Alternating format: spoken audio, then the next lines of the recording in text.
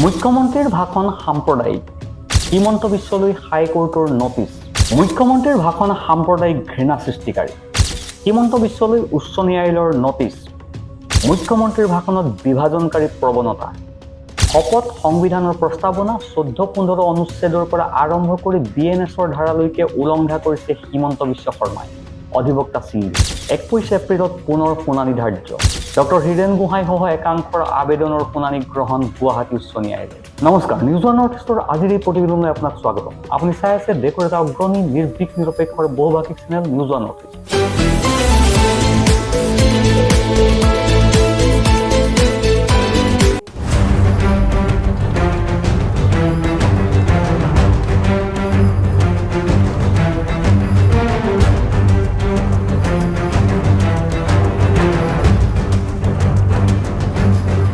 প্ৰিয় দৰ্শক, অসমৰ মুখ্যমন্ত্ৰী হিমন্ত বিশ্ব শৰ্মাৰ এতিয়া মূল টাৰ্গেট মুছলমান।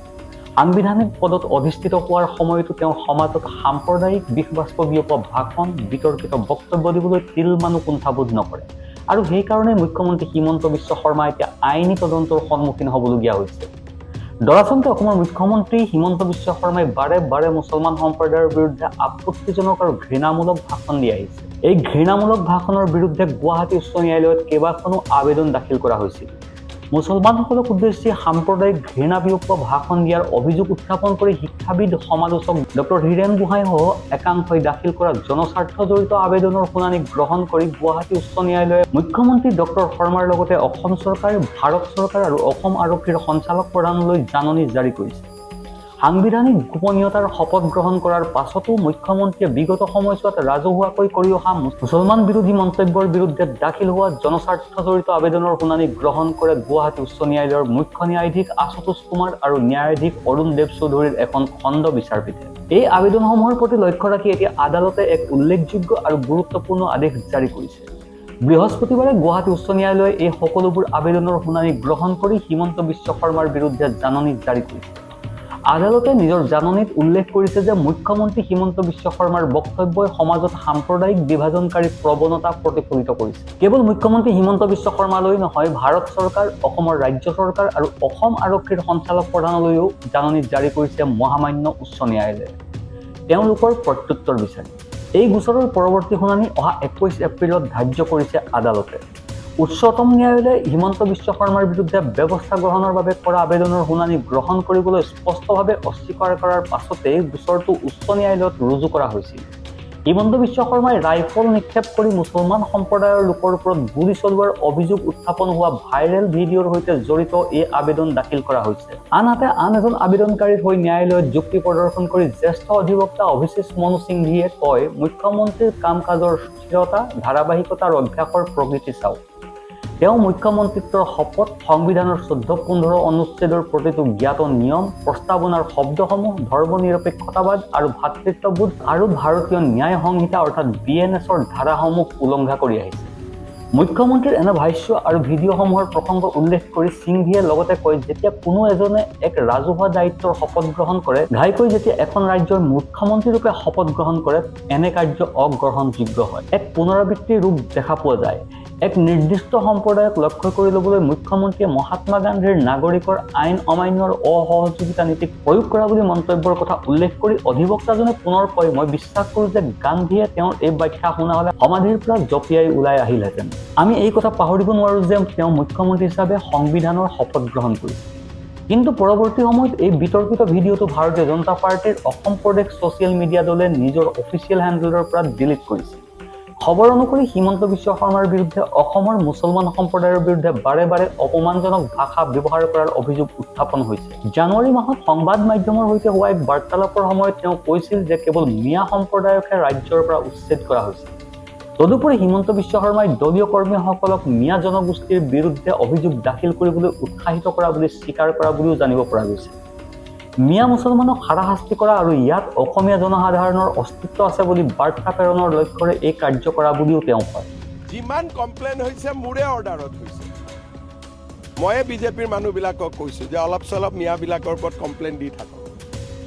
এইটোত কোনো তাত লুকুৱাবলগীয়া একো নাই। মই মিটিং পাতিছোঁ, মই ভিডিঅ' কনফাৰেন্স কৰিছোঁ আৰু মই কৈছোঁ সকলোকে য'ত যিমান পাৰে ফৰ্ম 7 ঢালক।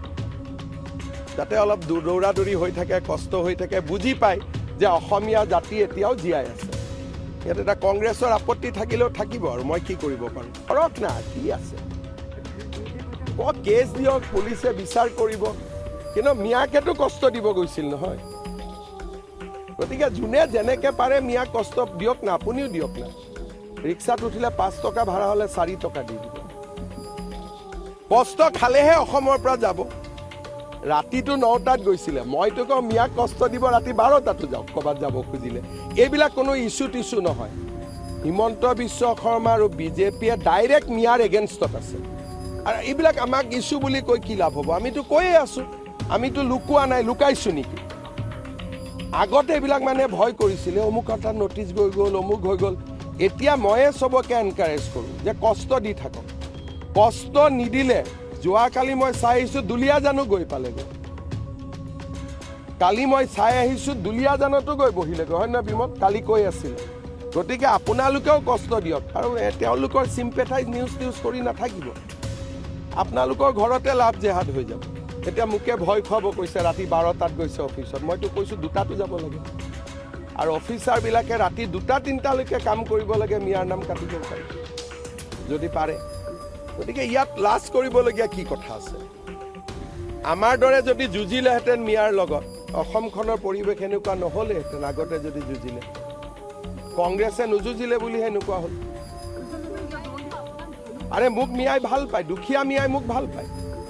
আৰু ছোৱালীবিলাকেতো মোক চব মিয়াৰ ছোৱালীয়ে ভাল পায়।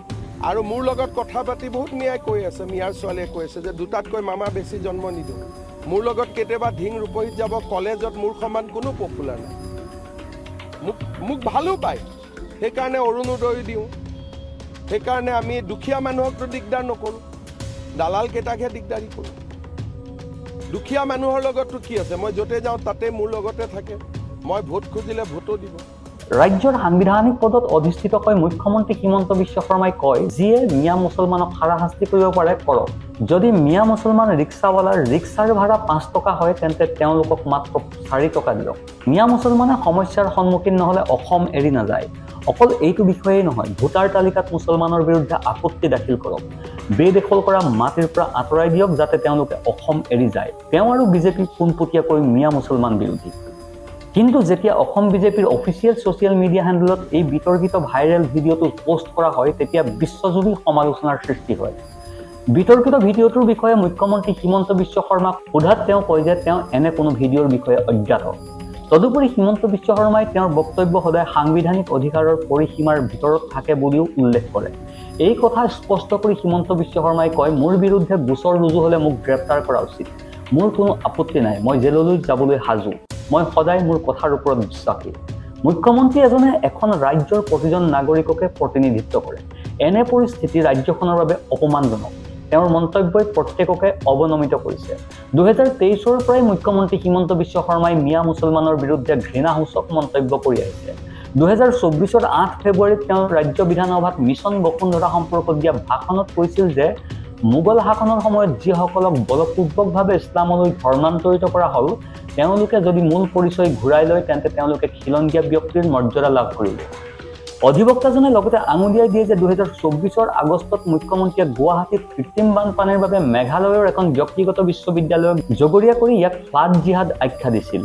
এই সম্পৰ্কত তেওঁ লগতে কয় যে তেওঁ বিশ্ববিদ্যালয়খনৰ 3টা সৌধৰ প্ৰৱেশদ্বাৰক মক্কাৰ দৰে বুলি উল্লেখ কৰি শিক্ষা ব্যৱস্থা ধ্বংসৰ বাবে তেনে প্ৰতিষ্ঠানক দোষাৰোপ কৰিছিল। মুখ্যমন্ত্ৰীয়ে ৰাজহুৱাকৈ এক বিবৃতি দিছিল যে তেওঁ পক্ষপাতিত্ব কৰিব আৰু মিয়া মুছলমানক অসমত থাকিবলৈ নিদিয়ে। আদালতৰ এই সিদ্ধান্ত সন্দৰ্ভত হিমন্ত বিশ্ব শৰ্মাই কি বক্তব্য দিয়ে সেয়া লক্ষণীয় হ'ব। যদি আপুনি প্ৰথমবাৰৰ বাবে আমাৰ এই নিউজ ওৱান নৰ্থ ইষ্ট চেনেলটো চাই আছে, তেন্তে ছাবস্ক্ৰাইব কৰিবলৈ নাপাহৰিব। যদি আপুনি ফেচবুকত চাই আছে, তেন্তে ফ'ল' কৰিবলৈ নাপাহৰিব। Bureau' report, news One North east.